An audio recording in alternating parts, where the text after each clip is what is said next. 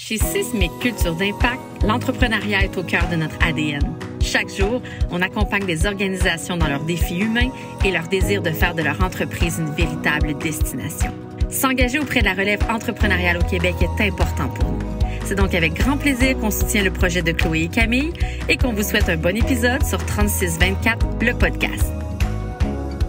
Aujourd'hui, on a reçu Marianne et Juliette de chez Evol pour parler de financement. Financement d'entreprise, on entre dans ce gros sujet et cet épisode me tenait particulièrement à cœur parce que je l'ai vécu rough, mon financement d'entreprise. J'en parle un petit peu à travers l'épisode, mais c'est souvent quelque chose, on s'imagine que c'est ça. Dans le fond, c'est pas ça, pas en tout. Ben c'est ça, fait que vous soyez propriétaire d'entreprise ou non. Ou que vous souhaitiez le devenir. Ben c'est ça, ça vous explique un peu... Ben elles nous ont expliqué, comment se rendre à se faire financer, pourquoi ils acceptent, pourquoi ils refusent, c'est quoi le financement d'entreprise, c'est quoi les outils qu'on doit utiliser, comment se rediriger vers les bonnes ressources. Ouais. On a parlé aussi du cas à Camille, fait que c'est quand même cool, on avait un exemple concret de comment Camille l'a vécu, puis je pense que ça nous a comme appris beaucoup d'informations de base sur, pour avoir une bonne base concernant le financement d'entreprise. C'est vraiment ça, c'est la base du financement d'entreprise, puis quels outils aller chercher pour vous à la maison qui souhaitiez développer un projet ou grossir votre entreprise. C'est ça, puis c'est complexe le financement d'entreprise quand même, mais il faut y porter attention parce que c'est pertinent. Puis tu sais, Marianne nous a nommé des erreurs que les gens font vraiment souvent, puis ces erreurs-là, des fois... Bon, là. Oui, puis des fois, ces erreurs-là, tu peux pas revenir en arrière.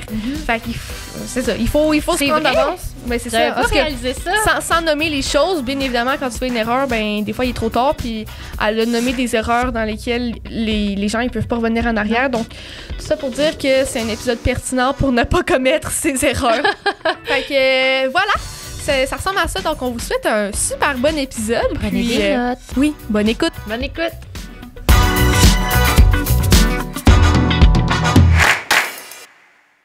Allô Marianne, allô Juliette. Ça va bien, merci d'être ici aujourd'hui. Donc là, tout d'abord, si vous pouvez brièvement dire vous êtes qui et c'est quoi vos rôles dans la vie professionnelle. Alors, pour Evol, moi, je suis la directrice régionale de l'Estrie. Donc, mon mandat, c'est vraiment de faire le financement qui se retrouve sur mon territoire en Estrie et puis d'accompagner les entrepreneurs qui vont avoir un financement pendant toute la durée du prêt qu'ils vont avoir avec nous. Donc, c'est vraiment ça mon mandat principal. Moi, je suis analyste financière, donc mon rôle, c'est de monter les dossiers, de les préparer et de les présenter en comité pour tous les dossiers de financement. Et je touche à toutes les régions du Québec. C'est ça. Puis là, la raison pourquoi vous êtes là, les deux, aujourd'hui, c'est parce que vous travaillez vraiment en équipe sur tous ces genres de projets-là, c'est ça?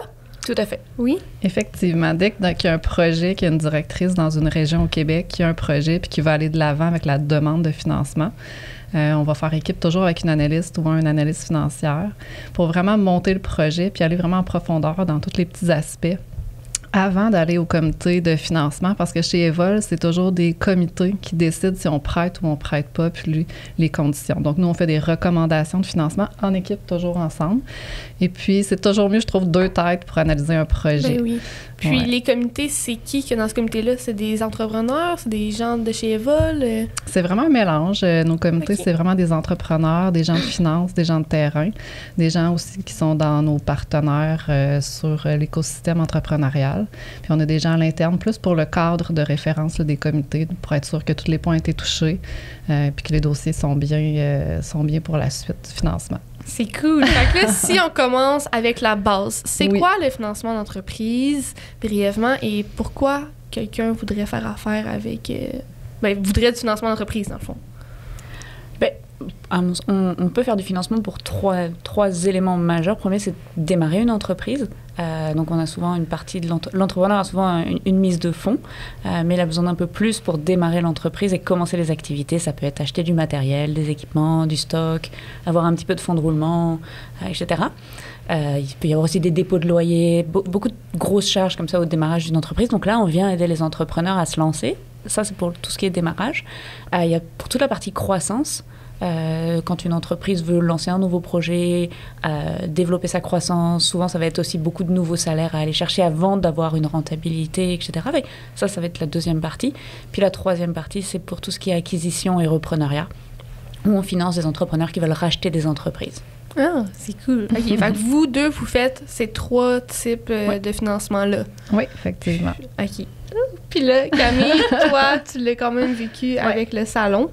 Fait que, est-ce que tu veux qu'on commence Puis Camille, c'est un super exemple parce qu'elle a vécu une acquisition. Donc, le premier financement avec elle, c'était vraiment quand elle a racheté. Je rachetais. Puis après ça, son projet de croissance. Fait que j'ai comme vécu les 2 types de financement là, jusqu'à maintenant. Là. Les 2, je les ai pas trouvés plus faciles un que l'autre. C'est toujours...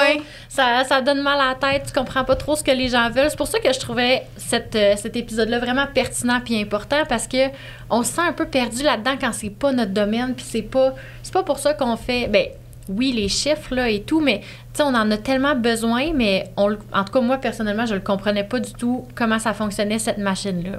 Fait que moi, j'ai des questions pour vous. C'est quoi, mettons, que les gens pensent en premier sur le financement d'entreprise? Qu'est-ce qu'ils s'imaginent? Souvent, les gens, ils pensent que ça va être rapide et ultra simple. Ils nous appellent, j'ai besoin d'argent. C'est souvent, j'ai besoin d'argent pour hier ou pour demain. Donc, c'est souvent les enjeux. Il faut vraiment savoir c'est quoi les attentes. Puis moi, quand quelqu'un m'appelle pour savoir, tu sais, je veux du financement, j'ai comme 3 questions vraiment en premier. C'est quoi ton entreprise? C'est quoi ton projet que tu as besoin de financement? Le projet spécifique là, que tu aimerais avoir du financement. Puis ensuite, pour quand tu en as besoin? Puis vraiment, les besoins plus largement que le financement. Parce que oui, on fait du financement chez Evol, mais on a plein de gammes de services complémentaires. Donc, tu sais, quand l'entrepreneur est capable de me dire qu'est-ce qu'il a besoin pour réussir, bien moi, mon travail, c'est vraiment d'être à son service puis de pouvoir l'aider. Très cool. Moi, je pensais que c'était comme une maison. Je pensais que tu mettais une mise de fonds, tu avais un pourcentage, puis que c'était tout. C'était merci, bonsoir, là. OK. Mais c'est pas du tout comme ça. Là. Avant de retomber dans le bureau de Marianne, j'ai fait, je pense, 5 banques. Je me suis fait suggérer de trouver du Money Love. Tu sais, ça, c'est un concept qu'on parlera peut-être un peu plus tard, là. Mais je me suis fait suggérer ça par 2 banquiers, tu sais, qui me disaient, ben trouve de l'argent à des gens que tu connais. Tu sais, c'est quand même intense. Là. Moi, j'étais pas prête à faire ça. Puis ensuite, il y a quelqu'un qui m'a parlé de Marianne chez Femmes et Sœurs avant ça. Ouais. Donc là, maintenant, c'est Evol. Puis là, je suis retournée dans le bureau de Marianne, puis j'étais comme, salut, je rachète un salon. Puis là, mais ça doit quand même être quelque chose de voir les gens débarquer dans ton bureau, puis arriver, puis dire comme, voici mon projet, j'ai besoin de temps, tu sais. Puis toi, je me souviens que tu m'avais dit, tu as besoin de plus que ça. Tu sais, parce que tu n'as pas pensé à ça. Puis il y a plein de choses qu'on ne sait pas sur soit un rachat ou un démarrage, là. Fait que... C'est clair, mais tu sais, tu as dit, c'est super important de faire la différence entre, tu as dit les institutions financières, ça a été ton premier réflexe. Oui. C'est parfait. Je veux dire, c'est souvent le premier réflexe, on va voir une banque qu'on connaît. Souvent, on a un compte personnel, fait qu'on va demander de l'argent à ces gens-là au niveau commercial. Nous, Evol, on est un organisme de développement économique. Donc, il y a plusieurs organismes au Québec. Nous, on en est un. Il y a les CLD, il y a les CAE, les MRC qui ont des institutions de développement économique. Donc, nous, la manière qu'on analyse puis qu'on octroie les prêts, c'est pas la même chose que les banques, qu'est-ce qu'ils vont regarder. Êtes-vous comme un... Tu sais, parce que les banques, on se fait souvent dire, c'est un magasin d'argent. Êtes-vous un magasin d'argent? Bien, développement économique, c'est qu'on ne regarde pas juste les chiffres qui nous sont présentés. Nous, on analyse vraiment en 3 grandes étapes. La première étape, qu'on va toujours valider en premier, parce que c'est le cœur de l'entrepreneur, de l'entreprise, en fait, c'est l'entrepreneur. C'est quoi son profil? C'est quoi son background pour partir ce projet-là? C'est quoi son réseau de contacts qui est établi? De qui est entouré? Moi, c'est toujours, quand quelqu'un va me contacter, c'est la première étape que j'ai fait. Ensuite, je regarde vraiment le modèle d'affaires de son entreprise. Comment il a été campé, comment il a été développé, à quel point il maîtrise. Puis après ça, on va aller valider les chiffres. Donc, le bilan personnel aussi de l'entrepreneur, son bureau de crédit, les chiffres de l'entreprise. Si c'est un projet de croissance, on va aller regarder les états financiers antérieurs. On va demander toujours une prévisionnelle. Donc, un état financier prévisionnel pour les 24 prochains mois. Donc, c'est la portion chiffres qu'on va regarder. Mais les 3 piliers qu'on regarde sont vraiment très bien analysés avec notre équipe d'analystes financiers. Est-ce qu'habituellement, vous passez... en général, passez-vous à travers les 3 piliers où la majorité des demandes, tu commences, tu analyses l'entrepreneur, puis tu es comme, ça marche pas. Ou tu sais, je sais pas si vous comprenez ma question. La manière dont on fonctionne, c'est que Marianne et l'équipe des directeurs et directrices régionaux, ils font une préqualification quand même. C'est-à-dire qu'ils vont quand même voir si le projet fait du sens par rapport à la mission d'Evol. Puis, si le projet fait du sens par rapport à la mission d'Evol, alors ça va passer en analyse, en fait, aux analyses financières. Puis là, nous, on va aller vraiment dans le détail. Puis chez Evol, on fait aussi du financement pour des projets qui ont un impact en développement durable. Fait que ça va être un des éléments qu'on a rajouté à tout ça, qu'on va aller analyser et sur lequel on va faire des recommandations, des suggestions, etc. Fait il y a vraiment une vision à 360 de l'entreprise. Et la partie financière en fait partie, mais il y a énormément d'autres critères autour qu'on regarde, qu'on analyse et sur lesquels on recommande ou non du financement. OK. Moi, je pensais que les analystes, c'était juste les chiffres. Non. Tu sais, c'est ça. Dans le fond, toi, tu analyses également combien d'emplois ça va créer, qu'est-ce que ça va redonner à notre société, si je comprends bien. Là. Oui, puis je vais analyser si dans ton plan d'affaires, tu as prévu 2 salariés, par exemple, mais que tu as tes horaires d'ouverture font que tu en aurais besoin de 4 ou de 5 si tu veux avoir par rapport à ton volume d'affaires. Fait que je vais estimer, je vais dire, mais là, en fait, non, tes prévisions, elles sont pas juste parce que tu vas manquer de personnel, tu pourras pas, avec 2 salariés, atteindre ce chiffre d'affaires. Elles vont travailler 7-8 heures, ou tes salariés vont travailler 7-8 heures par jour. Tu ne peux pas faire travailler quelqu'un plus. Ou, je vais aussi vérifier que ton taux horaire, il correspond au minimum salarial, c'est que tu n'es pas en deçà dans tes prévisions. Puis c'est un des points qui est très important et qu'on voit souvent, c'est que l'entrepreneur lui-même ne se met pas de salaire dans les prévisions financières. Puis là, nous, on refuse de financer quelqu'un parce qu'on ne finance pas une entreprise pour que tu ne gagnes pas d'argent et que tu ne sois pas capable de vivre de ton entreprise. Il faut que l'entrepreneur soit capable de se dégager un salaire au minimum. Ça ne veut pas dire que tu vas obligatoirement te le verser. Ça veut dire que dans tes prévisions de chiffre d'affaires à atteindre, c'est considéré que tu dois pouvoir vivre de ton entreprise. Puis ça, c'est un point important. On voit souvent des charges réduites. Est-ce que la plupart des gens qui vous approchent pour se faire financer, ils ont toutes les informations dont vous avez besoin ou c'est souvent généralement le chaos? En fait, ça arrive jamais. Ouais, c'est toutes ça. les réponses. Comme c'est le bordel, là, faire ça. Tu sais, mettons, toi, quand t'es approché, moi, je pleurais. quoi? J'avais absolument rien. Là, j'avais un plan d'affaires, j'avais des états financiers du salon, mais tu sais, moi, je rachetais un fonds de commerce. Fait que ça, premièrement, de bien négocier. Je pense que quand j'étais atterri dans ton bureau, j'avais fini la négociation ou pas encore? T'étais sur la fin. J'étais sur la fin. On avait statué un prix. Mais tu sais, là, c'est de justifier ce prix-là. Le prix de l'acquisition. Le prix de l'acquisition, parce que, tu sais, dans notre cas, toutes les coiffeuses auraient pu m'haïr puis partir. Fait que là, il fallait que je prouve comment j'allais garder mon équipe. Ça, c'est ce que tu as dû prouver à Evol. Exactement. Tu sais, fait que après ça, mais, tu sais, moi, écrire, là, tu sais, là. Tu sais, écrire, là. Mais en fait, c'est ça. Puis des fois, il y a des débats sur est-ce que c'est nécessaire un plan d'affaires. Il y a beaucoup. C'est quoi un plan d'affaires? Un plan d'affaires, c'est vraiment le sommaire de c'est quoi ton projet, puis c'est quoi ton entreprise, puis qu'est-ce que tu veux aller avec, dans le fond, l'argent que tu vas nous demander. Puis les entrepreneurs, vous avez beaucoup de choses dans vos têtes, mais que moi, si je veux analyser un projet, ben ça me prend de l'info. T'es pas dans notre tête. Je suis pas dans la tête, puis souvent, ben j'ai besoin de savoir, puis au bout de la ligne, c'est pour moi, mais en fait, c'est pour l'entrepreneur. C'est comme son plan aussi qu'il a à faire, à développer. Puis nous, ça prend ça pour rédiger notre analyse qu'on va présenter au comité. Donc, pour nous, avoir un plan d'affaires, c'est ultra nécessaire. Donc, il existe plein de plateformes pour le faire, mais souvent, on n'a pas toutes les questions que nous, on se pose. On n'a pas toutes les réponses, en fait, dans un plan d'affaires. C'est ça. Donc, c'est pour ça, après ça, il s'engage un dialogue. Un coup que je vais lire un projet, comme Camille, on a fait ensemble, ben, je dis, OK, tu sais, son profil, je pense qu'elle a le profil pour reprendre, pour mener à succès son entreprise qu'elle va racheter. Le modèle d'affaires était bien campé, c'était une acquisition, je savais où qu'elle voulait aller avec le salon aussi. Puis les chiffres, bien, on les a validés, puis on était en accord avec ce qu'elle voulait faire. Mais après ça, il s'engage un dialogue de questions. Puis c'est un dialogue avec toi-même aussi, parce que, tu sais, c'était le fameux document là, de 17 pages là, qui m'a fait paniquer, là, puis pour de vrai, en même temps, je me suis remis en question à chacune des questions, tu te remets toi-même en question, puis là, tu le réfléchis plus, ton projet, puis t'es plus campé après. Mais c'est ça, votre façon de faire n'est pas basée sur rien, là, dans le sens que si, tu dis, des fois, les gens se questionnent pourquoi on doit fournir un plan d'affaires, mais la réalité, c'est que vous, ça vous montre aussi que l'entrepreneur, ça peut beau être une personne créative qui a plein d'idées, il est capable de le mettre sur papier puis de se structurer, parce que pourquoi prêter des milliers de dollars à quelqu'un qui n'est même pas capable de mettre sur papier sa business, tu sais, c'est vrai. Ben c'est vrai, c'est totalement vrai. Puis c'est un vrai travail, tu sais, tu disais tout à l'heure que tu as négocié pour l'acquisition, mais benchmarker les chiffres et aller vérifier le marché, vraiment ce qu'il y a, le potentiel de développement du marché, la concurrence qu'il y a. Tout ça, il faut que tu le mettes par écrit pour justifier la valeur de l'entreprise que tu vas racheter. Puis ça fait partie des négociations, ça fait partie de ton travail de négociation. Sauf que souvent, ce travail, tu vas le faire, mais tu le mets pas par écrit. Puis le mettre par écrit, c'est très important pour nous, en fait. Parce que, tu sais, après ça, j'aurais pu arriver avec une négociation finie, mais pas complète ou que ça ferait plus de sens après que j'ai fait mon plan d'affaires, finalement. Les attentes doivent être claires, puis il faut que ce soit sur papier et tout, mais... Effectivement. Puis, tu sais, dans toutes les questions aussi, c'est pas pour aller chercher, tu sais, aller challenger, c'est vraiment pour s'assurer que l'entrepreneur a fait un bon travail aussi. Parce que, ultimement, le prêt, il va falloir que la personne le rembourse. Ouais. C'est ça. Vous n'êtes pas des coachs de vie, là. Non, les questions sont pas là pour le fun.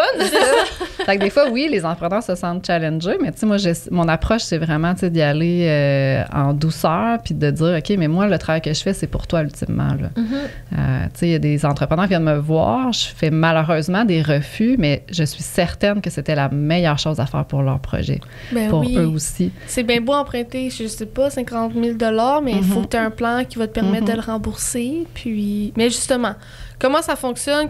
En général, les gens vous approchent pour emprunter environ combien ou ça varie trop pour... En fait, chez Evol, on peut faire de 20 000 jusqu'à 450 000 de prêt. Ça, c'est nouveau. Là. Avant, c'était, je pense que c'était 70 000 le max, ça se peut-tu? Avant, c'était 150 000 le maximum. En fait, quand on était à la mesure qui s'appelait Femmes et Sœurs, qui est devenue Evol.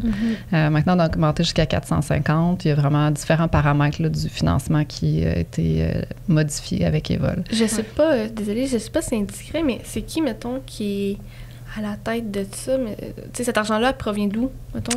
En fait, nos frais de fonctionnement, c'est vraiment une entente qu'on a avec le ministère de l'Économie et puis le Développement économique Canada aussi, donc les deux paliers, provincial, fédéral, qui payent notre frais de fonctionnement. Et puis le fonds qu'on a pour aller prêter, on est les seuls qui peuvent aller chercher ce fonds-là.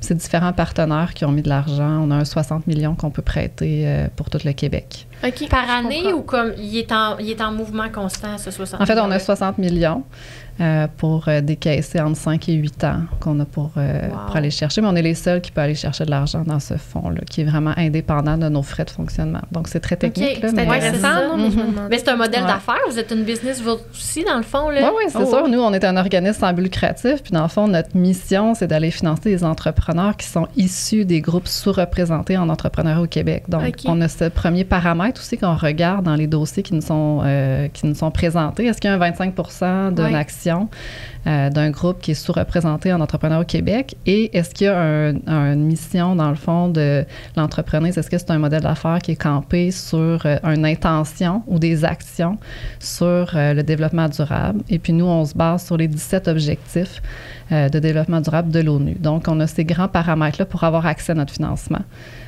Plus tout ce qu'on a dit tantôt, le modèle d'affaires. C'est normal que ce soit beaucoup. Il n'y a pas le choix, là, c'est des gros montants quand même. Est-ce que les critères sont les mêmes pour quelqu'un qui veut 20 000 et pour quelqu'un qui veut 450 000? Mais pas les critères, mais plutôt mettons les questions, le processus, en fait. Plus ou moins. Mais en fait, ça dépend de la maturité de l'entreprise, c'est certain. Mais disons, on ne peut pas prêter 450 000 à une entreprise qui est en démarrage. On a quand même des paliers pour le démarrage et un autre palier pour tout ce qui est croissance et acquisition. Mais c'est sûr que une entreprise en démarrage, on va regarder beaucoup plus en détail son mode opératoire, la manière dont elle fonctionne. Si tous les coûts ont été bien pris en compte, on va peut-être rajouter un peu plus de frais au cas où. Une entreprise en croissance, on a quand même une antériorité des résultats, ou une acquisition, on a toujours une antériorité des résultats. Donc, on a quand même des données financières qui sont un petit peu plus solides pour se baser sur ça. Donc, on va regarder un petit peu moins dans le détail certains éléments, mais honnêtement, on fait quand même toujours un 360. Et nos critères de développement durable sont tous les mêmes, que ce soit du démarrage, de la croissance ou de l'acquisition. Dans le cas de Camille, là, quand tu as fait ton prêt pour le nouveau salon, ça tombait dans quelle catégorie? C'était croissance, je pense. C'était un projet. Tu sais, dans le fond, je finançais pas de l'éducation à l'équipe, je finançais un déménagement puis des améliorations locatives. Mais tu sais, tu peux te faire financer du cash flow, de ce que j'ai compris. Là. Je suis pas sûre, là, corrigez-moi si je me trompe, là, parce que tu peux te faire financer du cash flow futur. Exemple, je sais pas, tu vas avoir plus de salaires à débourser, justement, que plus tard vont être rentabilisés, tu sais, selon ton type d'entreprise et tout. Tu peux te faire financer des améliorations locatives. Puis c'est quoi d'autre que tu peux faire financer aussi? Tous les actifs, intangibles ou tangibles. Des produits, exemple, dans mon cas. Un inventaire, un gestion des équipements, etc. Ah ouais, parce que c'est ça, tu aurais pu faire un prêt, mettons, de 20 000 pour rentrer une ligne de produits, tu sais. OK. Ouais. J'aurais pu aller voir Marianne, exemple, si j'avais voulu tout changer nos produits sans qu'on déménage, puis dire, OK, j'ai un projet de croissance, je souhaite rentrer tel produit. Ben ouais, ça Puis fait là, du sens. Exact. Fait que c'est ça. Mais nous, dans notre cas, c'était vraiment amélioration locative puis cash flow futur parce que nos nos entrées d'argent et sorties allaient être plus grosses un peu. Fait que pour être sûre et certaine, là. Dans le fond, dans tous les projets, on va valider c'est quoi les besoins dans tout ce qu'on peut financer, puis on fait un montage financier. Un montage financier, c'est vraiment un côté, on a tous les besoins. Donc, tu sais, dans le cas de Camille, on avait des améliorations locatives, on avait un peu de fonds de roulement, on avait tous les meubles aussi, tout l'équipement que tu avais besoin pour vivre ton projet de croissance. Puis de l'autre côté, on dit, OK, comment on le finance? Tu sais, nous, Evol, on est prêt à mettre combien dans ce financement-là? Puis les autres partenaires que Camille est allée voir, bien, on peut pallier, dans le fond, certains montants avec d'autres organismes. Donc, nous, on est toujours dans des montages financiers quand on fait des financements. C'est très rare qu'on va aller seul financer un projet. On va toujours s'allier d'une institution financière ou de quelqu'un d'autre. Puis ça, c'est pour le risque. C'est pourquoi vous vous alliez à d'autres comme ça. Moi, ça, j'avais trouvé ça difficile. Là, parce que là, tu sais, moi, je peux le dire, là, j'ai 4 créanciers. Là. Ben, quand j'ai commencé, j'en avais 4. Là, j'en ai un que j'ai terminé. Puis là, ben, j'en ai rentré un nouveau pour le projet de croissance. Puis on peut se perdre facilement. Puis moi, j'avais vraiment la peur de la... Ben, je l'ai toujours, là, la peur de la dette, là. Ça me hante vraiment beaucoup, beaucoup. Puis je voulais juste rembourser plus vite. Ça, on en reparlera peut-être plus tard. Mais bref, toutes ces collaborations-là, ça a l'air compliqué. Mais dans le fond, pourquoi vous faites ça? Ben, c'est important pour plusieurs choses. Chaque organisme a un but différent, des taux différents, des durées de financement différentes, puis un accompagnement sur différents éléments. Puis, ça limite aussi notre exposition au risque. Chaque institution va pouvoir aller financer des projets parfois un peu plus risqués parce qu'on est accompagné et que du coup, on va diviser le risque en 2, en 3, en 4 institutions. Donc, c'est principalement un des éléments moteurs qui nous fait nous associer. Puis, encore une fois, il y a la complémentarité aussi. Par exemple, tu veux acheter une bâtisse et faire un aménagement locatif, ben, chez Evol, on peut faire des financements sur 7 à 8 ans maximum. Mais ta bâtisse, elle coûte 1 million, ben, tu veux aller voir un organisme bancaire qui va te la financer sur 10 à 20 ans, parce que tu vas pouvoir étaler ton financement beaucoup plus longtemps. Puis nous, on va pouvoir financer, par exemple, tes ameublements qui vont s'amortir sur 5 ans. Fait, tout ça s'équilibre ensemble en fonction de chaque projet. Puis c'est ça qu'il faut regarder, c'est ce que chaque institution offre comme outil de financement et du coup, ce qui est le mieux pour ton projet personnel à toi. Exact. Donc, il n'y a pas un montage financier qui va être pareil quand on fait des dossiers. C'est vraiment toujours différent. Puis nous, on travaille en collaboration avec tout le monde sur ces projets-là. Mais ça te donne plus d'opportunités, je pense, aux gens qui viennent chez vous puis qui rentrent là. Tu sais, c'est pas comme venez chez nous puis venez juste vous financer chez nous. Puis, non, en fait, on peut pas. C'est ça, exact. On est toujours en partenariat avec quelqu'un pour financer. Toujours. Ah, très, très rare qu'on c'est peut. intéressant quand même. Puis, c'est quoi les critères? Bien, vous les avez expliqués un peu, là, mais mettons, quand vous regardez l'histoire, le background, d'une entreprise, qu'est-ce qui fait que vous allez dire oui? Qu'est-ce qui fait que vous allez dire non? Je sais pas si c'est trop flou, en fait, est-ce que tu veux que je donne un scoop? Pourquoi on refuse? Oui, vas-y. Il y a beaucoup de gens qui vont dire « je me suis fait refuser », mais c'est rare que les gens vont expliquer « OK, mais pourquoi tu t'es fait refuser? » Exact. Puis moi, c'est super important parce que tu sais, je veux dire, j'ai un nombre de dossiers qui me sont proposés pour faire du financement vraiment énormément là, dans une année, le nombre de projets que je peux regarder en esprit. C'est combien? Est-ce que tu le sais? Ah mon Dieu, je sais pas. Des fois, ça va juste au simple appel. Dans l'appel, je suis capable, ça fait quand même longtemps que je fais ce métier-là, tu sais, je suis capable de soit réorienter la personne vers un autre organisme qui peut mieux le prendre en charge, lui donner aussi certains devoirs à faire. Fait que des fois, sur un appel de 10 à 15 minutes, je suis capable, tu sais, de vraiment bien savoir si on peut aller plus loin. Puis des fois, c'est au bout de 3-4 rencontres que je peux dire, OK, tu sais, je pense pas que on va pouvoir aller de l'avant. Ouais. Mais je prends toujours le temps de bien l'expliquer parce qu'évidemment, quand quelqu'un vient me présenter son projet, tout le monde aime son projet. Donc, tu sais, moi, quand il faut que je fasse un refus, c'est la partie de mon métier qui est le plus difficile, là. Tu sais, moi aussi, j'aimerais ça dire oui à tout le monde, là. Tu sais, mais malheureusement, il faut que ça cadre. Donc, je prends vraiment bien le temps de l'expliquer pourquoi je fais un refus. Puis, Je peux vous donner en primeur. Vas-y. Peut-être les 5 raisons pourquoi on refuse le plus souvent. Mais je pense qu'on a des raisons Ouais. différentes parce qu'on n'intervient Ouais. pas au même niveau. Ah, est-ce que vous pouvez le dire les deux? Dites-le les deux. Oui. Mais en fait, moi, une des raisons pourquoi je refuse le plus souvent, puis je l'ai encore fait hier, c'est vraiment que les entrepreneurs viennent me voir trop tard. Ils vont avoir tout dépensé de liquidité de l'entreprise, ils vont avoir injecté perso, puis là, ils ont vraiment, vraiment, vraiment besoin d'argent comme pour le mois prochain pour faire leur prochain paiement. Puis ça, souvent, ben, il est trop tard pour venir me voir parce que le temps qu'on fasse le processus de financement, la personne, elle va déjà manquer de liquidité. Puis moi, c'est un indicateur qui fait en sorte qu'elle a peut-être pas bien géré ses liquidités ou les besoins, elle a pris des mauvaises décisions peut-être.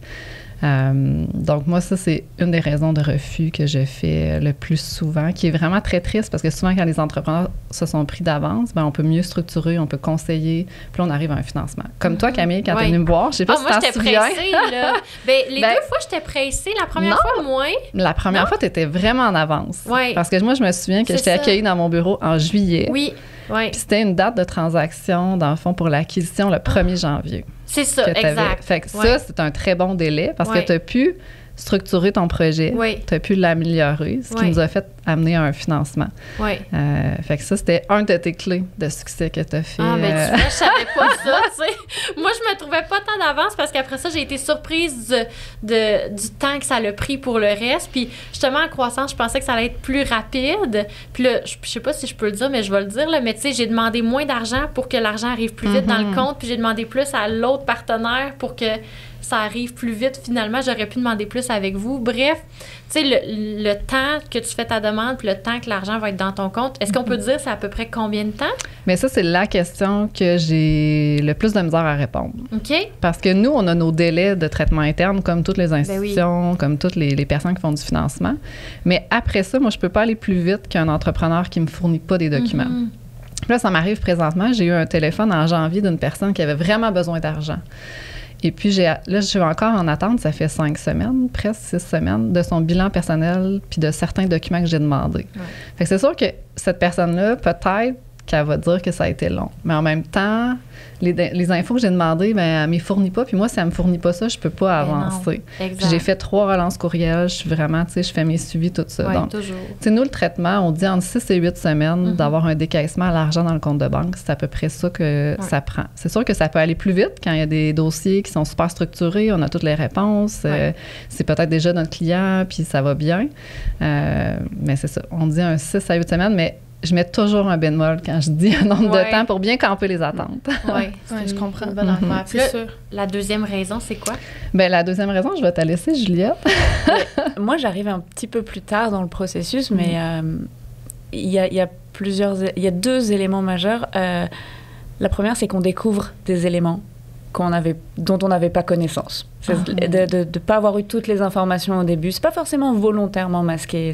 Des fois, des personnes ne pensent pas que c'est nécessaire. Puis là, on découvre un élément, puis on dit, ben non, ça marche plus. Ça marche pas soit avec notre mission, ça marche pas avec notre politique de financement, ça marche pas avec nos règles, etc. Par exemple, Quelqu'un qui voudrait se rembourser des avances qu'il y avait dans l'entreprise, par exemple, c'est des points techniques qui demandent un financement ou qui a prévu de se verser. Le versement de dividendes est un petit peu plus encadré à notre niveau parce qu'on finance l'entreprise. Donc, c'est pas pour que l'entrepreneur ressorte l'argent de l'entreprise après sous forme de dividendes trop rapidement. Fait que ça, c'est des points un peu techniques, mais on se rend compte que c'est prévu dans le projet. Puis, en fonction des entreprises, c'est pas forcément négociable avec les actionnaires. Fait que ça peut amener à des éléments où on est obligé de refuser.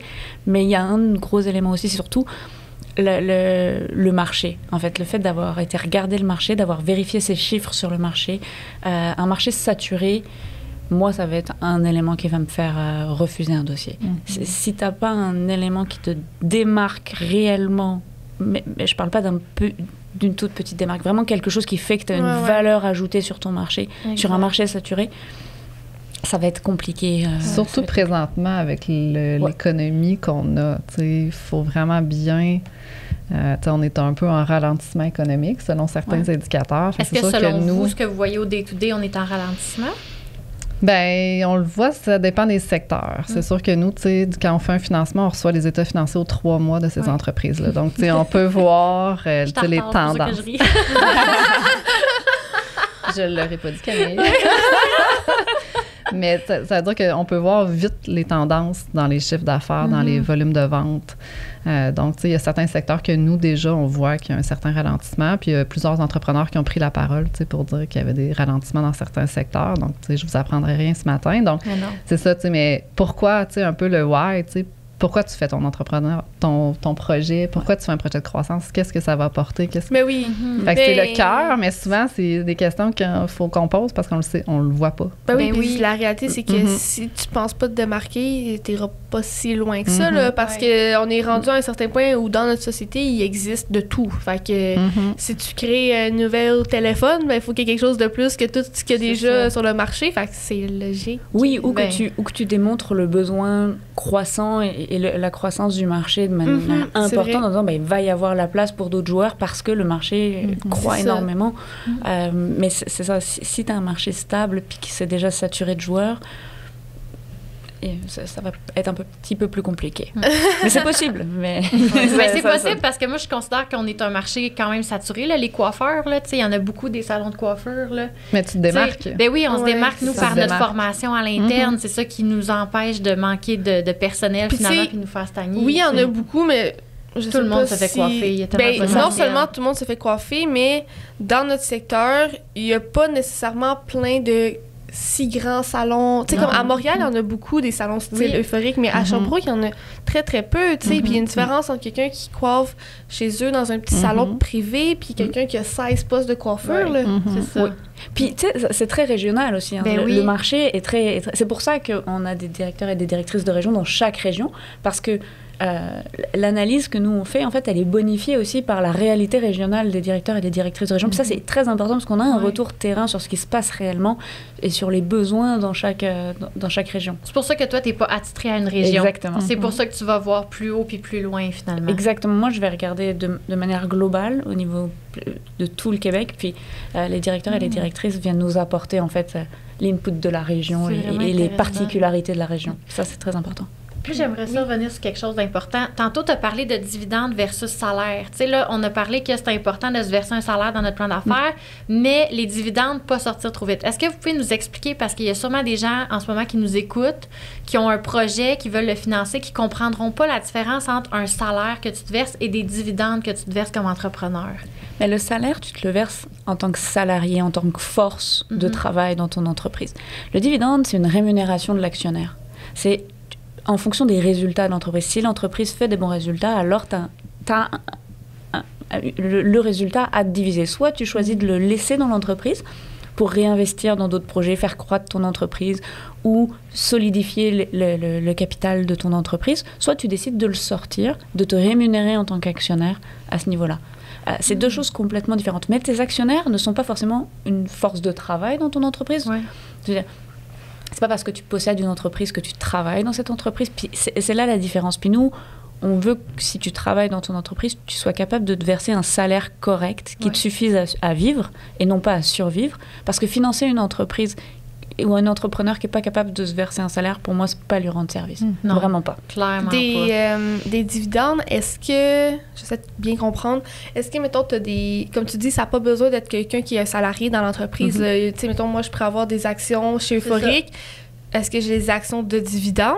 C'est quoi le terme? On n'est pas assez gros pour ça. Non, mais je donne un exemple. J'ai Euphorique parce que moi, j'aime ça quand il y a des exemples pour comprendre. Mais, en fait, c'est un petit peu plus technique, puis je ne veux pas perdre tout le monde, mais il y a différents types d'actions qui existent quand tu crées une entreprise. Tu peux créer des actions. Tu as des actions participantes, des actions votantes, des actions qui ouvrent droit à des dividendes, des actions qui n'ouvrent pas droit à des dividendes. Puis tout ça, c'est très juridico-financier. C'est un petit peu complexe, mais disons que normalement, à la fin de chaque année financière, quand tu fais ton assemblée générale, tu détermines le résultat net de ton entreprise, puis qu'est-ce que tu fais de cet argent. Puis tes actionnaires, s'ils travaillent pas dans l'entreprise, c'est probablement souvent des gens qui t'ont prêté de l'argent au démarrage.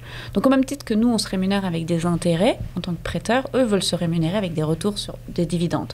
Okay. Ils peuvent, avec des dividendes, ils peuvent simplement après, quand ils vont revendre leur action, une fois que l'entreprise aura grandi et qu'elle aura une valeur plus importante. Mais ça, c'est important. Nous, en tant que financiers, on dit, si on te prête de l'argent en fait, nous, c'est des fonds publics. Rembourse-nous en premier. C'est ça, rembourse-nous en premier parce que c'est des fonds publics, on t'aide à te créer, à te développer. Donc, tu dois d'abord nous rembourser avant de rembourser les actionnaires. Donc, vous faites rembourser avec les dividendes. Non.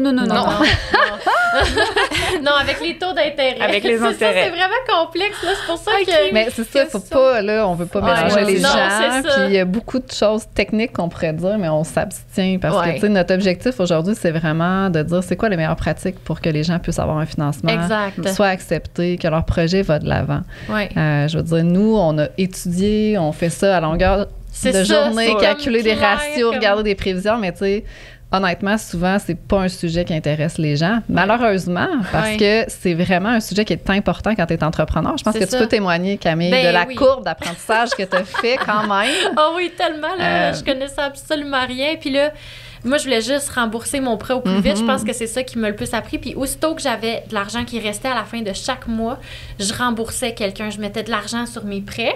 Mais le cash flow, c'est comme le nerf de la guerre. Si tu manques de cash flow, tu meurs, là, littéralement. Puis le cash flow, c'est ce qui te permet de payer tes fournisseurs au fur et à mesure et de continuer d'investir, si je comprends bien, là. Mais en fait, la gestion des liquidités dans une entreprise, c'est vraiment important pour un entrepreneur de maîtriser. Malheureusement, c'est pas non plus un sujet que les gens ont envie de s'informer ou de se former sur ce sujet-là. Puis c'est un peu ça notre travail, c'est de les sensibiliser. Oui, je pense que je t'ai sensibilisée sur... Mais moi, c'est que je me suis fait peur tout seul en donnant des gros montants qui restaient aux gens à qui je devais de l'argent parce que je filais tellement pas bien à devoir de l'argent. Moi, c'était une balance de vente. Dans le fond, je devais des sous à l'ancienne propriétaire. Puis là, je faisais des chèques, puis des virements à chaque mois parce que j'étais comme, OK, il en reste parfait, je peux la rembourser le plus vite possible. Mais c'est pas une bonne stratégie parce que quelqu'un serait arrivé... Bien, premièrement, une employée aurait pu quitter puis nous faire perdre. Il aurait pu arriver, tu sais, le risque qui est quand même là au niveau financier. Tu sais, notre local aurait pu pas être en ordre. On aurait dû injecter des sous dans où est-ce qu'on est. T'as besoin de cash flow. T'as besoin de cash flow, finalement. Puis tu l'as dit, c'est très important. S'il y a un élément à retenir, en fait, c'est la trésorerie, c'est le nerf de la guerre. C'est vrai, c'est très important. Puis oui, ça fait peur un petit peu de s'endetter, puis je le comprends, mais c'est nécessaire pour que tu puisses avoir une trésorerie suffisante pour pallier à tous les imprévus qui peuvent arriver. Exact. Puis de faire diminuer le stress aussi. Je pense qu'on n'en parle pas assez. Puis moi, c'est quelque chose que je vis quand même au quotidien avec mes entrepreneurs, c'est-à-dire que le stress de est-ce que je vais pouvoir payer le mois prochain, comment ça te fait augmenter l'anxiété que l'entrepreneur vit dans déjà plein de situations.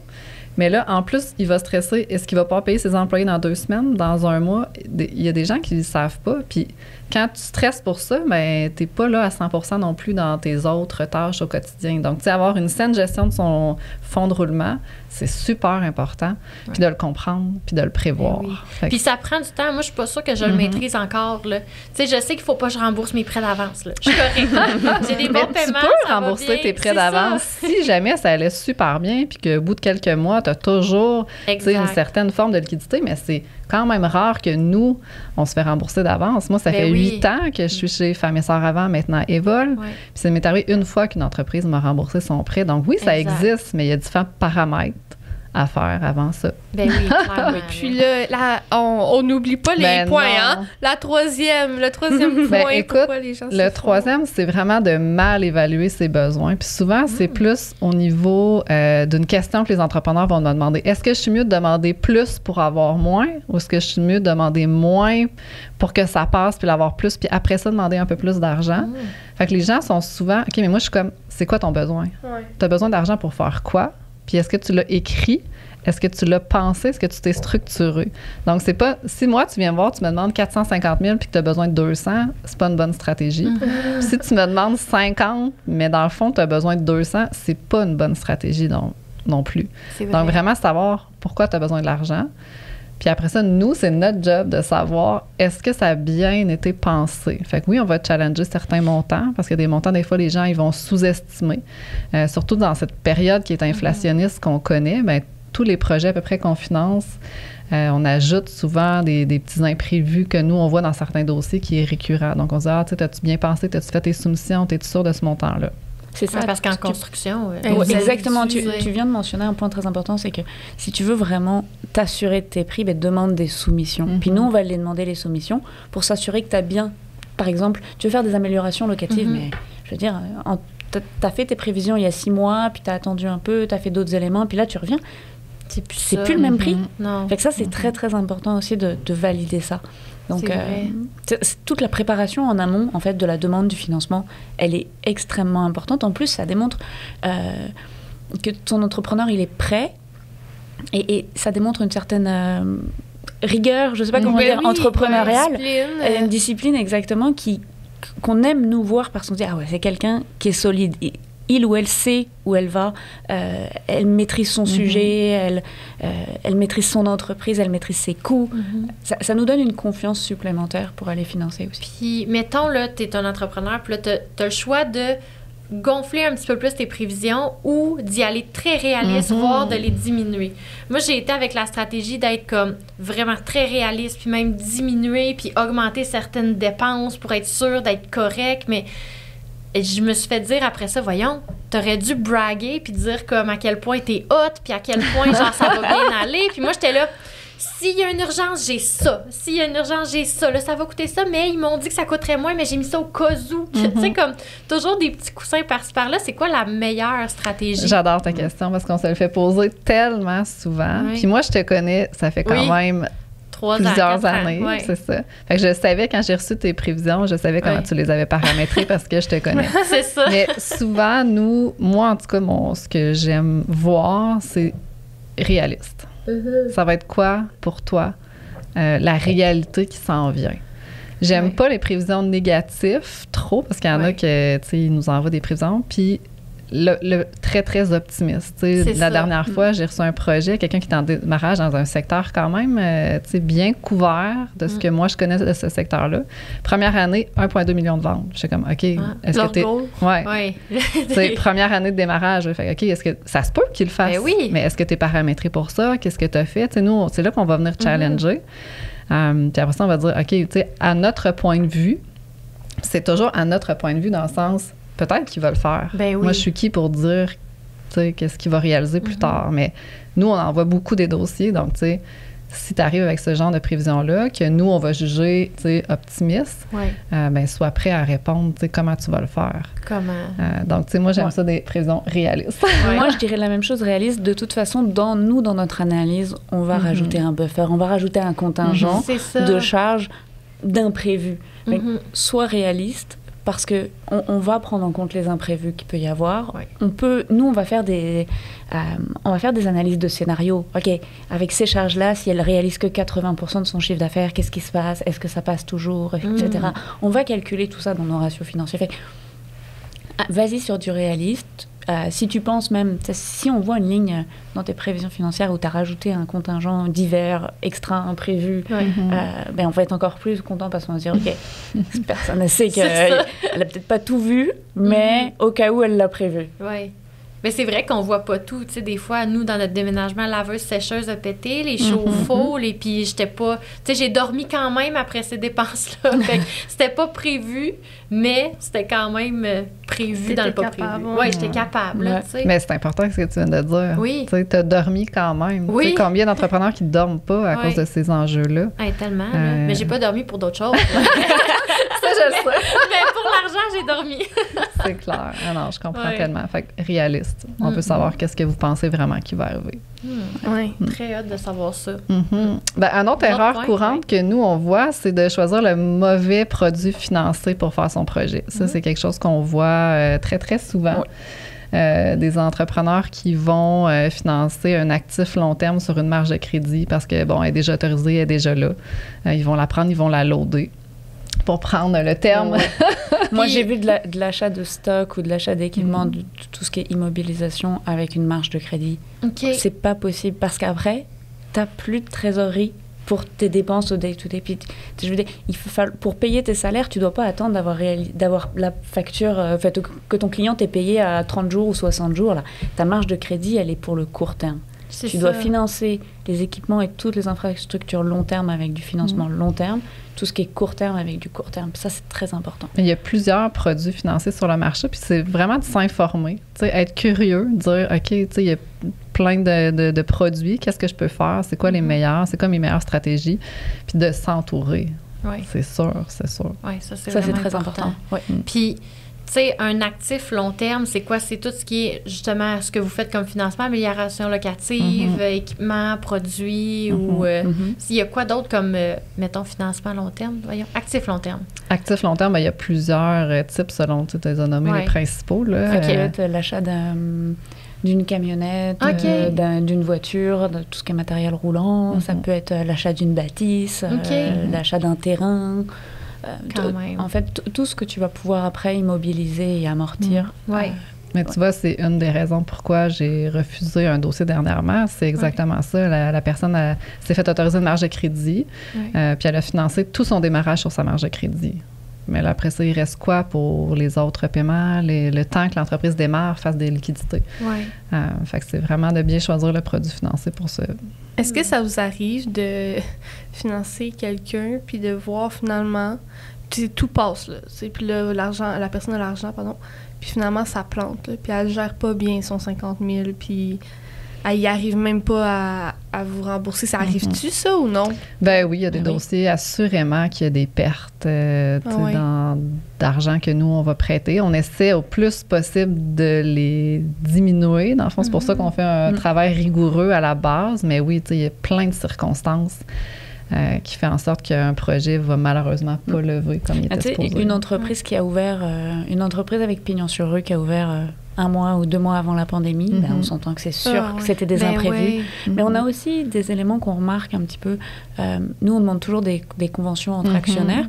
Il y a beaucoup de chicanes entre actionnaires. Ça, au moment du lancement de l'entreprise, tout va bien, pour le mieux, dans le meilleur des mondes, mais il faut anticiper que ça pourrait arriver. Puis nous, on le voit en tant que financier, mais c'est sûr que quand on en parle à nos clients et nos clientes, ils sont non, c'est sûr que jamais avec moi. Mais ça arrive vraiment. Est-ce que vous l'exigez? Oui. Oui, c'est ça. Oui. Parce que vos critères sont quand même rigoureux, je pense. On exige toujours une convention d'actionnaire. Une convention d'actionnaire, c'est de mettre carte sur table, de comme, on va faire ça si ça arrive. Exactement.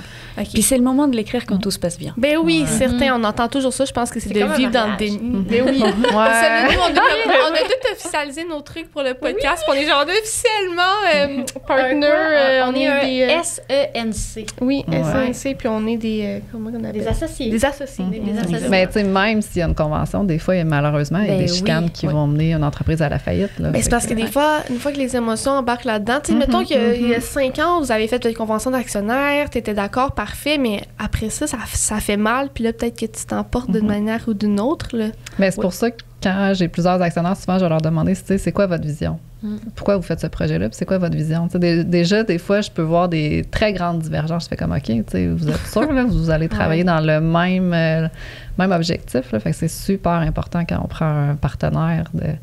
Puis tu sais, tout à l'heure, on parlait de l'analyse 360, qu'on fait un des critères, c'est de s'assurer que la répartition des rôles entre les différents associés est équitable ou qu'elle est acceptée de tous dans l'inéquité. Ça peut être en fonction du pourcentage d'actionnariat, etc. Mais c'est de s'assurer que tout est clair au niveau des entrepreneurs. Oui, c'est sûr. Mais puis, tantôt, quand j'ai posé la question par rapport c'est des entreprises que ça se passe moins bien. Qu'est-ce que tu fais quand tu reçois des états financiers? Puis là, ça fait 3 fois là, que tu reçois les états financiers d'Euphorique, puis ça va pas, là. Comment t'interviens, là? Ou, tu sais, est-ce que t'interviens dès que tu vois un état financier qui rush, t'attends 2, 3, tu sais, comment tu gères ça? Mais ça dépend, tu sais, c'est pas homogène, parce que des fois, il y a des états financiers que je reçois qui sont, mettons, malheureusement à perte, mais je savais que ça allait être à perte parce qu'on a vécu tel enjeu, on a fait tel projet de croissance, il est arrivé tel bad luck. C'est sûr que dans mon rôle de directrice régionale, j'ai la portion accompagnement. Fait que souvent, je parle aux entreprises. Le minimum que je leur parle, c'est 4 fois par année. Mais souvent, je pense que tu peux témoigner que c'est 4 fois par année. Puis tu sais, comme nous, cette année, c'est sûr qu'on est à perte. Là. On a tellement investi, fait un gros coup. D'après moi, on va avoir 2 années à perte. Mais en même temps, mes prévisions... Il en restait quand même, tu sais, selon nos prêts, mais non, il y a l'amortissement. Ouais, c'est ça que j'oublie. C'est ça que j'oublie. Non, peut-être qu'on sera pas à perte, dans le fond. C'est intéressant quand même. Oui, c'est vraiment une gymnastique que je comprends pas encore toute, mais j'avoue qu'une fois amorti, avec les paiements, il en reste, mais sur papier, avec tout ce qu'on a dépensé, il en reste pas. Je comprends. Mais c'est ça, c'est l'amortissement qui mélange tout le temps. Oui, c'est différent. Les états financiers versus la gestion de la liquidité, versus qu'est-ce qui est arrivé, versus c'est quoi ma collaboration avec l'entrepreneur. Est-ce que j'ai confiance que l'entrepreneur va parvenir ultérieurement, dans 1 ou 2 trimestres, à reprendre la situation? Est-ce qu'il y a un plan de match? C'est là que le volet accompagnement de l'entrepreneur est super important, d'être proche puis d'avoir confiance. Puis je rajouterais un petit point, c'est que beaucoup d'entrepreneurs ont peur de venir nous voir dès que ça va mal parce que si je lui dis que ça va pas bien, mon taux d'intérêt va augmenter. Mais premièrement, c'est pas comme ça que ça fonctionne chez nous. Et deuxièmement, on est les meilleurs outils pour vous aider, pour vous accompagner. Non seulement on maîtrise le financement, mais en plus, je veux dire, les directeurs et directrices de région, ils maîtrisent tout le côté économie autour de ce financement. Fait on est les meilleures ressources pour vous accompagner, pour vous rediriger vers d'autres personnes potentiellement, parce qu'on connaît aussi l'écosystème et quel organisme sera le mieux pour vous. Puis c'est ça, nous le dire le plus tôt possible, c'est nous permettre de vous aider. C'est ça. On dit souvent que les entrepreneurs sont comme pas bien accompagnés, puis tout ça, mais moi, je suis comme plus d'accord, là. Tu sais, quand tu sais, au niveau de l'entourage, des fois, les gens comprennent pas, mais il suffit d'une personne que tu rencontres pour faire boule de neige, pour te faire rencontrer une autre personne, puis bâtir ton réseau. Je pense qu'il faut juste s'ouvrir. Mais il faut oser le dire. Oui. Parce que souvent, c'est un volet caché de l'entrepreneuriat. En fait, on voit beaucoup de vedettes entrepreneuriales. J'ai levé telle ronde de financement, j'ai fait tel projet, j'ai fait ci, tu sais. On commence des fois à avoir des gens qui partagent des échecs ou des enjeux. Mais tu sais, j'ai écouté plusieurs de vos podcasts. Tu sais, ça commence, mais pas encore à l'ampleur que nous, on voit dans notre travail. Parce que, tu sais, des enjeux puis des défis dans le monde de l'entrepreneuriat, il y en a 1000. Mais je pense surtout que les gens osent en parler après. Genre, quand tout est sous contrôle. Parce que, mettons, nous, on a reçu des gens qui ont parlé des échecs, ça fait 5 ans, puis là, ça roule. Tu sais, si nous, on avait un enjeu majeur en ce moment, on n'oserait sûrement pas le dire. Non, là. c'est ça. Tu sais, je peux comprendre, dans le sens que tu n'as pas envie de te mettre en position de vulnérabilité quand tu es en train de le vivre. Mais c'est très, très difficile d'aller chercher de l'aide quand ça va pas bien. Mais moi, c'est vraiment mon rôle comme directrice, puis c'est pour ça que j'aime mon métier. Puis j'essaie vraiment d'établir un lien de confiance avec mes entrepreneurs dans ma région qui ont un financement pour dire, s'il te plaît, sers-toi de moi si ça va pas bien. J'ai plein d'outils. Je peux te référer. On a une panoplie de services qu'on peut t'offrir. Puis juste d'en parler, des fois, c'est le premier petit pas qui va mener vers une réussite, de venir me voir. Puis moi, tu sais, tu peux témoigner. Ah ben oui, tout le temps là. Marianne, s'il y a quelque chose, appelle-moi, on va prendre un café, on va aller marcher, on va aller dîner ensemble. Tu sais, viens me voir à mon bureau si t'es pas à l'aise de parler de tes enjeux directement dans ton entreprise. Il y a vraiment plein de choses qu'on peut faire, mais d'oser le dire que ça va pas bien, c'est difficile. Mais même moi, dans mon processus, là, quand je t'écris pour la croissance, j'étais comme là, j'y arriverai pas, là. Comme ça marchera pas, là. Je peux pas écrire plus de pages, je peux pas dire plus de choses. Puis, tu sais, c'était juste de recadrer. OK, ben il y a ça qui bloque. Comment tu peux... Puis, tu sais, Marianne est tellement calme puis posée. Puis, je sais pas si tous les entrepreneurs sont comme ça, mais moi, je suis tellement émotive, créative que tu nous redescends vite à ce qui est important, finalement, pour nous puis pour notre entreprise aussi, là. Mais c'est toujours, tu sais, oui, il faut gérer dans mon métier les émotions. Puis, tu sais, les émotions, autant que, tu sais, on va aller célébrer ton ouverture, là, bientôt, officiellement. Tu sais, ça va être tellement des belles émotions. Mais tu sais, des entrepreneurs que, malheureusement, tu sais, j'ai accompagné vers la faillite, là. Tu sais, puis ça arrive, ça, mais moi, mon rôle, c'est vraiment que l'entrepreneur soit bien puis parvienne à ses objectifs. Puis un coup qu'on a géré les motifs, OK, mais qu'est-ce qu'on fait pour rétablir la situation, tu sais? C'est ça, mon métier, là. Parce qu'il y a souvent des choses à faire, j'imagine. Il y a tout le temps des choses à faire. Tout le temps des choses à faire. Tu sais, c'est souvent des contextes vraiment particuliers qui sont arrivés. Fait que c'est de démêler tout ça. Qu'est-ce qu'on peut faire? Qu'est-ce que moi, je peux faire? Puis après ça, de partir en plan d'action. Mais c'est dur. Tu as vraiment manqué de temps dans ta journée. Hey, avec tout ce que tu dis, je suis comme gérer les plans, les entrepreneurs, les ça. Ça fait longtemps que je fais ça. Nos émotions. C'est la première chose que je gère, c'est les émotions. Est-ce que tu penses que, genre, mettons, t'atteins les feux chaque jour ou pas nécessairement? Peut-être pas chaque jour, mais tu sais, il y a beaucoup d'enjeux qui sont présentés. Puis tu sais, oui, là, je parle beaucoup des clients que j'accompagne parce qu'ils ont un financement, mais tu sais, j'ai beaucoup d'appels de dire je manque d'argent, il arrive ci, il arrive ça. Fait que tu sais, il y a beaucoup d'appels entrants, mais après ça, c'est à moi de gérer toutes ces personnes-là. Mais c'est ça. Si, mettons, par exemple, là, on fait une mise en situation. Là. Moi, je me pars en entreprise. Bon, on sait pas c'est quoi le produit, fait que c'est un peu ça part déjà mal. Ouais, c'est ça. Bon, exact, je vends mon or. Tu vends des prints, là, parce que... OK, je vends des prints. Exact. J'ai une bonne mise en situation. Si ça se complique trop, vous me le direz. Mais je vends des templates en ligne. Moi, je trouve qu'il y a quand même un bon potentiel avec ça, mettons, parce que, bon, le futur est beaucoup numérique. Les gens utilisent de plus en plus, tu sais, autant les iPads, les ça pour prendre leurs notes. Donc, moi, je vois un potentiel. Je veux faire des trucs en ligne. Mais là, comment je commence? Je vais sur le site d'Evol, je remplis un formulaire, puis là, je vais être redirigée vers toi. Tu sais, c'est à qui je vais parler. Mais en fait, ça dépend, t'es rendu où dans ton projet. Si t'es vraiment rendu en démarrage... Je suis désolée, Mais il y a pas... Tu sais, c'est rare qu'il y ait une réponse vraiment exacte. Tu sais, nous, on agit avec des humains et des projets, fait que c'est beaucoup, tu sais, de variables. Mais si t'es en démarrage, puis t'es plus en... Même là, t'as l'air plus en phase d'idéation. J'ai une idée... On va dire. Fait qu'il y a des gens qui s'occupent des personnes qui sont, mettons, pré-démarrage, idéation. Fait que là, tu me redirigerais. Oui, moi, je te redirigerais. Parce que quand tu arrives avec moi, dans le fond, c'est que ton projet est déjà campé, tu as déjà un plan d'affaires, tu as déjà des prévisions, puis tu es prête à aller de l'avant au niveau financier. Je comprends. Chose que je ne sens pas dans ton projet. Mais c'est correct parce qu'il y a d'autres. Refusé.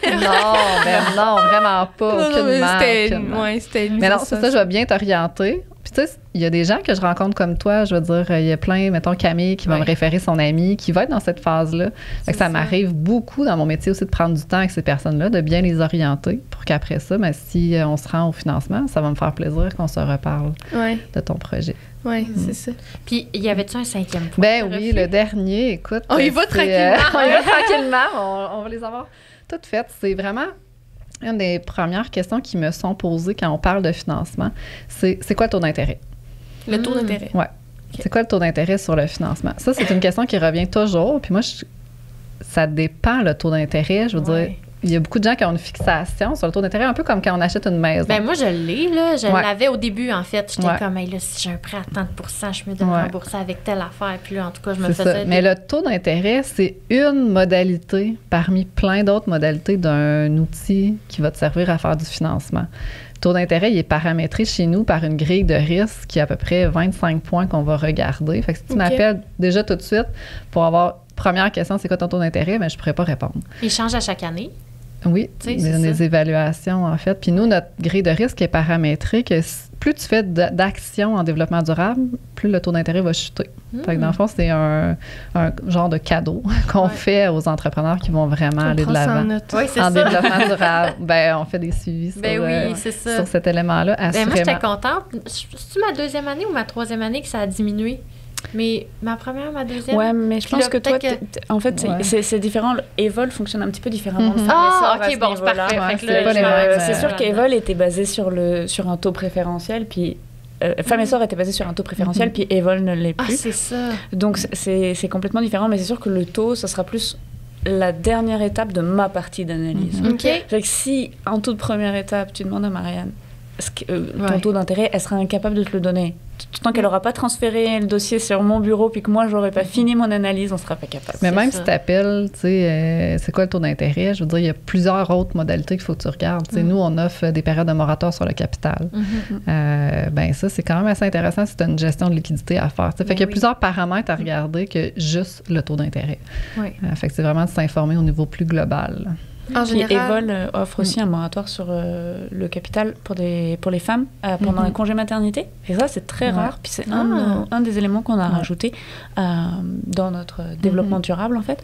On voulait vraiment pouvoir permettre aux entrepreneurs aussi d'être mère à côté, mère ou père. Ça marche pour les deux. Ça marche autant pour une personne qui est enceinte que pour une personne qui adopte. Puis c'est ça, on va proposer ces moratoires-là. Puis ça a une vraie valeur. Ben vraiment. Ben, tu sais, moi, dans mon cas, je l'utilise, le moratoire, puis je suis bien contente en ce moment. C'est quoi, le moratoire? En fait, c'est que, mettons, tu as ton prêt qui est temps, tu as les taux d'intérêt, tu as les intérêts, ça, c'est un paiement, ça, c'est un autre paiement. Mais tu as un congé de paiement pendant tant de mois pour ta base, finalement. Le capital. Le congé de paiement de tout ou de juste les intérêts? Non, tu payes tes intérêts, mais tu payes pas ton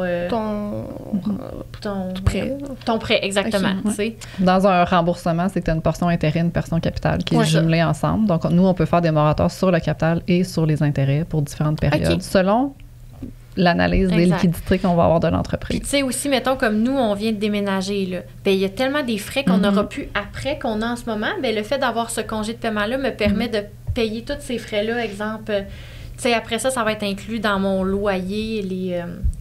J'ai des frais qui vont être inclus dans mon loyer à partir de 2024, mais cette année, ils ne sont pas inclus. Il fallait que je les paye ce mois-ci. Mais tu sais, c'est un 3 000 $. Mais si je devais en plus payer ça, puis en plus payer ça, ce congé-là me permet de payer ça la tête tranquille, en fait. Dans tous les projets de démarrage ou de croissance d'acquisition, il y a des frais qu'il faut payer dans la transaction ou dans le projet. Puis nous, on donne une petite pause sur cette portion-là pour garder les liquidités dans l'entreprise pour qu'ils payent ces choses. Donc, il y a différents paramètres. C'est le temps que le chiffre d'affaires aussi atteigne. Quand tu démarres une entreprise, tes premiers mois de chiffre d'affaires sont forcément plus bas. Donc, c'est le temps que le chiffre d'affaires atteigne le rendement suffisant aussi. On te laisse le temps d'atteindre ton objectif. C'est ça. Ben oui, exact. Parce qu'une fois que tu reçois, là, je dis toujours 50 000, là, mais une fois que tu reçois ton 50 000, ben là, c'est pas du jour au lendemain que tes actions posées vont révolutionner ton entreprise. Là. Non, il y a quand même un petit moment. Comme toi, mettons, là, t'as déménagé de salon, mais ça va prendre quelques mois avant que le fait d'avoir 16 postes plutôt que 8, exact. ça se voit. Comme là, au printemps, il y a des filles qui terminent leur cours. Ben là, c'est 2 coiffeuses de plus. Là, en septembre, il y en a 2 autres qui terminent leur cours. Fait que là, mes 4 coiffeuses de plus vont être là. Tu sais, c'est comme... Fait que toutes les entreprises, toutes les industries sont comme ça. J'imagine que tu planifies ta croissance selon les nouveaux... Tu sais, dans mon cas, c'est des nouveaux employés qui rapportent plus. Mais dans d'autres cas, c'est... Oui, ou dans un projet d'acquisition, la base du chiffre d'affaires, elle va être là, mais d'avoir une nouvelle actionnaire qui a pris en charge l'entreprise, bien, il y a différents frais. Des fois, il y a des modifications qu'elle veut faire dans le modèle. Fait qu'on va y laisser un peu de liquidité au départ pour faire ces modifications-là. Fait qu'il y a plein d'enjeux comme ça. Je reviens à quelque chose qui a attiré mon attention, mais la convention d'actionnaire, là... Je suis juste curieuse. Ça se fait comme dans quel cadre, ces choses-là, mettons? Ben, en fait, on va te recommander d'avoir ton conseiller juridique pour aller le faire. Un avocat, un notaire. OK, parfait.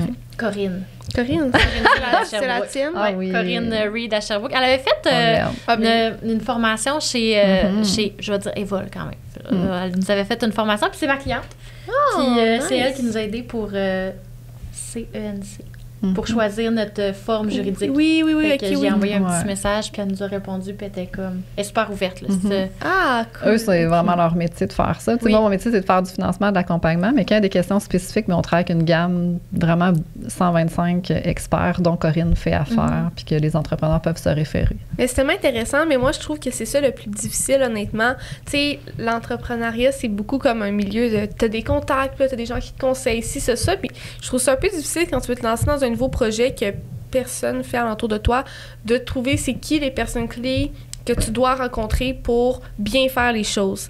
Tu sais, puis il n'y a pas de recette magique pour ça, là. Tu dois juste tranquillement, pas vite faire tes recherches. Mais tu sais, si j'écris ça sur Google, j'aurai pas la réponse de la bonne personne que ça me prend, là. Je trouve que c'est quand même challengeant de... C'est très challengeant. Tu fais des erreurs, tu rencontres des gens dans ton parcours que tu penses qui vont t'aider. Ouais. Puis là, tu te fais dire, tu sais, mettons, OK, toi, Marianne, tu me dirais ça, Juliette, elle me dirait autre chose, tu sais, vers qui je me tourne, à qui je fais confiance, je trouve que...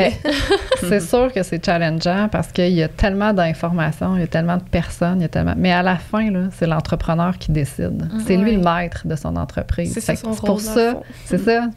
Il faut qu'il s'entoure, il faut qu'il y ait des liens de confiance, développer son réseau, c'est sûr que c'est une des clés. Mais à la fin de la journée, c'est toujours l'entrepreneur qui va décider. Moi, j'ai une question qui n'est pas sur notre plan. Vous pensez quoi de, tu sais, là, il y a plein de trucs en ligne, là, de formations qui coûtent des milliers de dollars pour les entrepreneurs, que ce soit en développement personnel, dans toutes les sphères. Là, tu peux te trouver un coach. Là. Tu peux te trouver... Comment on fait pour démystifier quelle est la bonne personne, quel est le bon programme pour nous? Est-ce qu'il y a des certifications qu'on peut trouver? Il faut faire confiance.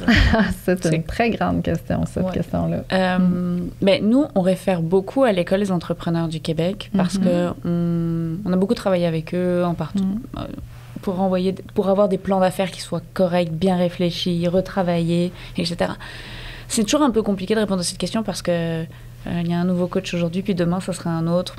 Puis je sais pas ce qu'il raconte. Fait que je peux pas te dire si oui ou non c'est bon ce qu'il raconte ou pas. Puis ce qui est bon pour moi, à mon sens, pour les dossiers que j'étudie, n'est pas forcément bon pour tous les financiers.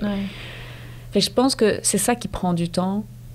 À devenir un entrepreneur, c'est justement d'arriver à trouver un petit peu ces personnes référentes, ces partenaires, ce réseau d'affaires. Oui, puis tu sais aussi, la question que tu poses, Camille, par rapport à tout ce qu'on voit passer en ligne, mais c'est mon opinion personnelle, mais comme tu dis, il y a toujours des références fiables qui sont disponibles, dans le sens que tu écris école entrepreneuriat sur Internet, ça, tu vas en avoir. Là, il va sortir différents choix.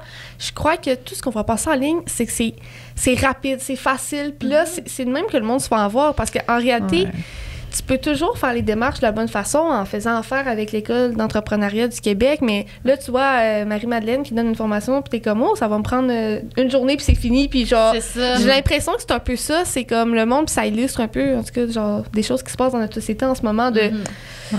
Mais tu sais, ça, c'est dans le domaine d'entrepreneuriat, c'est dans plein d'autres domaines qu'on voit ces totalement. C'est sûr que, tu sais, nous, tu sais, quand, mettons, Camille, tu viens me voir, ça, je prendrais ça, tu sais, OK, mais pourquoi tu veux le faire? C'est quoi ton vrai besoin? Est-ce qu'on va atteindre l'objectif? Est-ce que tu as des personnes de référence? Tu sais, c'est ma job de poser des questions. Ben Puis dire, peut-être que... mais après ça, chaque entrepreneur sait ce qu'il a besoin pour réussir. Il faut qu'il y ait un sens critique quand même qui est apporté de l'entrepreneur. Mais tu sais, sur, mettons, juste la gestion financière, nous, on a des capsules gratuites en ligne. Tu veux te former sur la gestion financière, qui est une des compétences à développer, je trouve, en entrepreneuriat. Donc, c'est gratuit, c'est fait. Dans tout, ça. On en parle à chaque épisode de l'argent, à quel point c'est une énergie, puis c'est une énergie importante, que si c'est mal géré, ça va. Mais en fait, c'est un grand tabou en plus. C'est un grand tabou. Puis tu sais, nous, on va le vivre au niveau entrepreneurial parce qu'on voit les chiffres passer, mais on le voit au niveau personnel aussi des entrepreneurs, parce que nous, on va aller valider les bilans personnels puis les codes de crédit. Mais souvent, c'est deux aspects que les gens, en fait, en général, vont pas nécessairement aller voir. Puis c'est une des clés de succès. Tu sais, intéresse-toi à tes finances personnelles si tu as un projet à faire. Là. Tellement. C'est vraiment important, mais vraiment négligé aussi. Là. Comme tu dis, c'est tabou, puis il y a des gens, on dirait, qui ont peur d'en parler. Puis... Est-ce que dans ton bureau, tu le vois, les gens qui en parlent pas? Oui. Tu sais, moi, je pense à moi, je suis un livre ouvert. J'ouvrirais tout devant tout le monde. Tu sais, comme, j'ai pas de difficulté avec ça, mais tu sais, les gens qui sont pas capables d'en parler, puis là, tu découvres quelque chose, est-ce que tu vas aborder le sujet? Est-ce que tu vas dire, hey, dans ton bilan perso, il y a ça qui me bug, peux-tu m'en parler? T'as pas le choix. C'est ça. Ben, moi, j'ai aucun tabou avec l'argent, déjà, de par mon métier, mais dans la vie, j'ai pas de tabou avec l'argent. Puis c'est un grand tabou parce que j'ai des entrepreneurs qui ont célébré, mettons, leur premier million de ventes. Pour eux, c'est un gain, ils ont travaillé fort pour l'avoir, mais c'est autant tabou, ils veulent pas le dire. Parce que des fois aussi, c'est jugé, les gens qui vont faire beaucoup d'argent dans notre milieu. Fait qu'il y a ça aussi. Mais oui, là, tu parlais de bilan personnel. C'est sûr que moi, je vais valider le bilan personnel. Donc, oui, je vais aller poser des questions. Le bureau de crédit aussi, souvent, la majorité des gens ils savent pas c'est quoi une cote de crédit.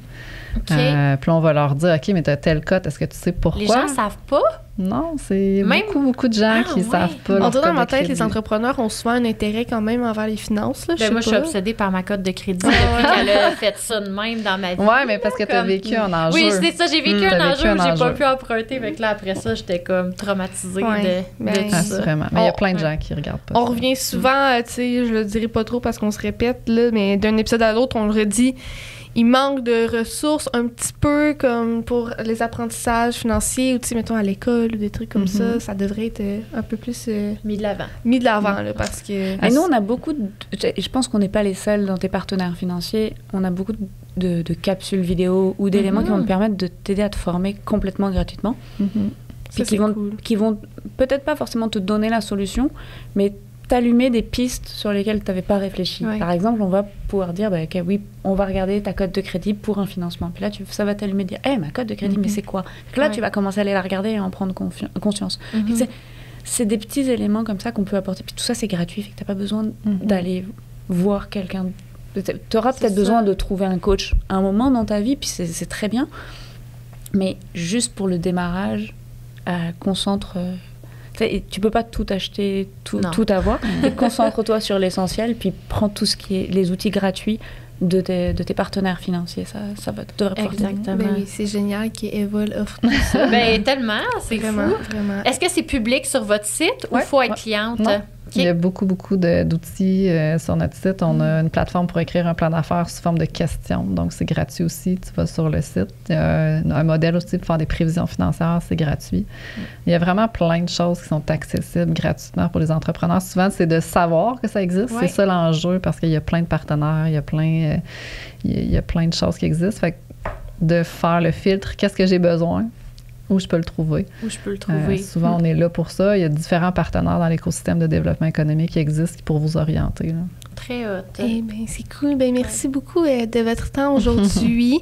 Puis, on conseille tout le monde d'aller visiter justement là, tout ce que tu viens d'expliquer. J'imagine que, autre que ça, vous n'êtes pas particulièrement sur les réseaux sociaux et tout, ou quand même? Mettons, pour Evol. Oui, Evol, on a une page Facebook, on a une page aussi sur LinkedIn. Puis moi, tous les gens que je parle, je leur dis connectez-vous dans tous les sujets qui vous intéressent, allez liker, puis intéressez-vous au sujet. Ouais. Mais c'est drôle, on dirait, genre dans les derniers jours, avec des gens qui m'entourent, on a full parlé de LinkedIn. Genre, il faut que je sois là-dessus, je comprends pas. T'es pas encore là-dedans? Non, je comprends pas. On en a parlé la dernière fois. Quand j'ai fait tes cheveux. Moi, ça fait comme 1 an que je suis là-dessus, puis tu sais, c'est pertinent là, quand même, là, vraiment. De suivre les personnes aussi qui nous inspirent, tu sais, pour aller voir, mais c'est quoi leur facteur de réussite. Moi, je suis une amoureuse du storytelling, puis on en a beaucoup aussi grâce à votre podcast. Oui! C'est ça notre mission. Oui. Ben merci beaucoup d'être venus aujourd'hui, Juliette et Marianne. Tout ça. Oui, c'est ça, on aura encore des questions, ça c'est certain, là, mais c'est comme difficile de savoir où se pitcher à travers ça. Je pense qu'après ça, c'est de faire des scénarios. Ouais, c'est ça, des scénarios. Ça serait genre des scénarios de... Ouais. Tu sais, c'est où que ça marche pas, puis là, on a... Je suis d'accord, des vrais... Parce que mon petit scénario de tantôt, je pense que c'est tout croche, là, mais c'est normal. Mais des scénarios où, tu sais, même... Ouais, en tout cas, bref, ça reste que vos services, c'est des services que vous offrez et tout, là. Fait qu'on peut pas tout merci faire, vraiment de l'invitation. Je suis vraiment contente, Camille. Ça me fait plaisir de partager ce moment-là. Tellement. Mais nous, notre objectif en venant aujourd'hui, c'était vraiment si une personne pourrait s'intéresser au monde de la finance puis puisse réussir son projet, c'était vraiment notre objectif ce matin. C'est certain. Puis vous avez bien expliqué vos points. Ouais. Puis écoute, référez-vous à Evol si jamais vous voulez faire financer vos projets. Puis votre code de crédit, la gang. Ouais, watchez-la. Disponible dans votre application de banque. Ouais. Eh bien, bonne journée. Merci. À vous aussi, bonne journée.